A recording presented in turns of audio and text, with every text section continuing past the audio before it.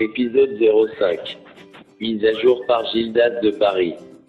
Ensuite elle entama un autre sujet de sorte à me maintenir encore plus.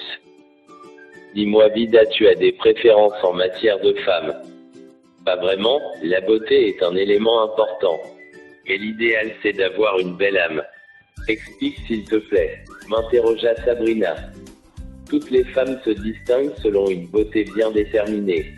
Les hommes se focalisent sur l'apparence physique. Or pourtant ce qui change l'apparence est en nous. Il semble que tu t'y connais vraiment en amour, déclarait Sabrina. Je lui accordai un clin d'œil pour répondre à sa curiosité. Elle éclata de rire. Sabrina avait réussi à soustraire le sommeil de mes yeux. On continua à s'entretenir familièrement autour de cette boisson jusqu'à la terminer. Je lui proposai de nouveau ma volonté de rentrer à la maison. Mais elle trouva d'autres arguments pour me retenir. Vida, je sais bien que tu veux rentrer, mais c'est pas prudent de conduire à pareille heure. En regardant ma montre, je constatai qu'il était 2h30. Elle me proposa alors de passer la nuit dans la chambre d'Annie. Vu l'heure qu'il se faisait, je n'eus pas le choix d'accepter sa proposition. Elle me demanda de la suivre afin de m'en montrer la chambre à coucher. Arrivé dans cette grande pièce bien décorée avec un lit de 3 places, un téléviseur fixé au mur et une salle de bain à l'intérieur. Je fus ébahi, voici où tu passeras la nuit. J'espère que ça te convient, demanda Sabrina. Très belle chambre. Je passerai une éternité dans cette chambre si elle était à moi. Ok, un instant, je t'apporte de quoi à te couvrir. Voici les commandes du split et de la télévision, tu pourras la régler à ton goût. Elle referma la porte sur moi et s'en alla. Je profitais de son absence pour prendre une douche chaude car la climatisation de sa maison m'avait gelé. Je n'étais pas habitué à ce genre d'environnement. Après ma douche, je commençais à ressentir toute fatigue accumulée dans la journée. Je m'allongeai sur le lit, ensuite je m'endormis. Mais à une heure avancée de la nuit, plongée dans mon sommeil, Sabrina s'éclipsa dans ma chambre pour se glisser sous mon drap. Je commençais à sentir une chaleur humaine dans mon dos. Mais étant épuisé, je ne prêtais pas attention. Mais lorsqu'elle commença à me caresser les cheveux, je compris alors que cette présence était réelle. Par la suite, je sursautai d'un bond en me retirant du lit, cherchant à allumer la lumière pour voir qui c'était. Grande fut la surprise que je voyais. C'était Sabrina dans le lit enveloppée dans le drap. Le bruit que j'avais fait en sautant du lit l'avait réveillée. N'aie pas peur Vida, c'est moi, me rassura-t-elle. Tu m'as fait une de ces peurs. Mais pourquoi tu es ici et non pas dans ta chambre?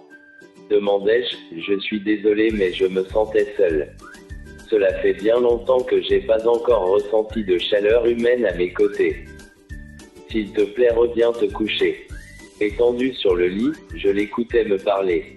Les cheveux au vent, vêtu d'une robe de nuit transparente. Admirant son joli minois angélique et sa forme attirante. Ne pouvant plus lui résister, je la rejoignais sur le lit. Une fois à ses côtés, elle posa sa tête sur ma poitrine et commença à me caresser les adbosses. J'aurais souhaité lui résister mais mon membre viril avait commencé déjà à prendre du volume. Elle continua à m'inviter avec ses caresses en allant un peu plus loin dans sa quête. Vu la montée de l'adrénaline, je répondis à son invitation. Je commençai à lui répondre avec des caresses au niveau de la poitrine en descendant jusqu'à sa cuisse. Je pouvais la sentir frissonner sous la délicatesse de mes caresses. Elle leva son regard vers le mien. L'envoûtante fixité de son regard nous transportait dans un courant de baisers. Dans cet élan, je lui retirai sa robe de nuit de sorte à admirer les bienfaits de son physique. Son énorme postérieur et sa poitrine bien arrondie n'étaient pas épargnés par les caresses. Je n'en revenais surtout pas. Moi, le pauvre chauffeur de taxi dans le même lit avec Sabrina, cette dame immensément riche.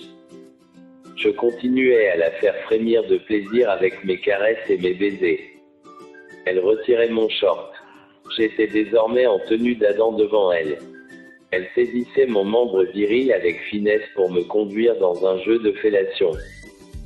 Me voyant tressaillir sous son emprise, elle leva les yeux vers moi pour m'accorder un sourire majestueux. C'est elle qui tenait les rênes du jeu. J'étais à sa merci, elle contrôlait mon plaisir. Je rompais alors la continuité de sa manœuvre afin d'inverser les rôles. Dans ma gourmandise, je l'envoyais visiter d'autres cieux. Elle gémissait, hurlait, s'agrippait à ma tête de sorte à ce que je ne m'arrête pas. Je me retirai tout doucement pour passer à une autre action.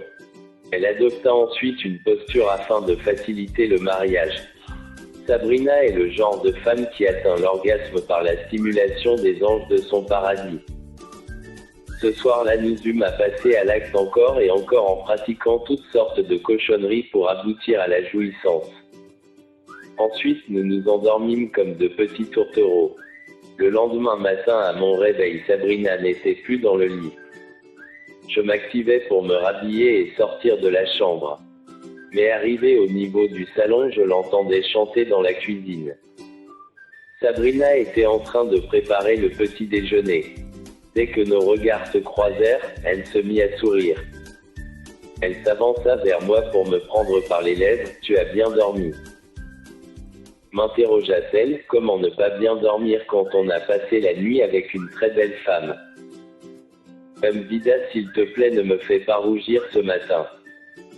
Ça faisait bien longtemps que j'avais pas encore ressenti ce genre de choses. Tu m'as rendu femme la nuit dernière. T'es un ange. Merci, je suis flatté. Tu m'as également fait vivre aussi de nouvelles expériences. Ok, prends place et déjeune, tu dois reprendre des forces. J'étais encore dans les nuages, je n'en revenais pas. Je continuais de recevoir les honneurs dans la maison de Sabrina.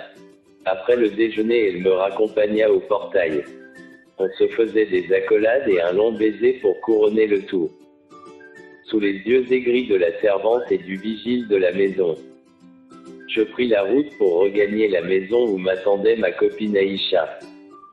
NB, likez, commentez et abonnez-vous. La suite dans l'épisode 6. Mise à jour par Gildas de Paris.